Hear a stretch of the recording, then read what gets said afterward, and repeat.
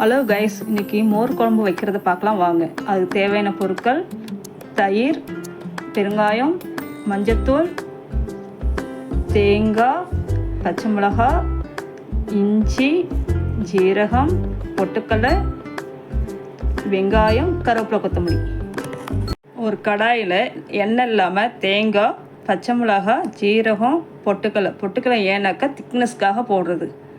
அதை அப்படியே லேசாக வறுத்து ஒரு மிக்ஸி ஜாரில் போட்டு அதை இஞ்சி சின்னதாக போட்டுங்க.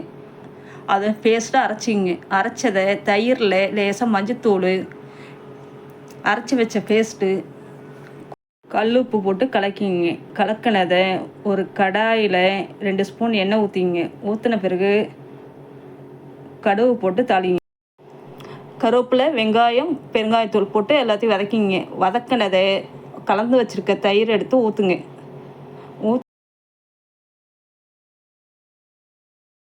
ஊற்றுனதுக்கு அப்புறம் ஒரு 10 நிமிஷம் வெயிட் பண்ணுங்க. வெயிட் பண்ணி நுர கட்டின பிறகு இறக்கி வைங்க. மோர் குழம்பு ரெடி. இதுமாரி செஞ்சு பார்த்துட்டு கமெண்ட் சொல்லுங்கள். தேங்க்யூ.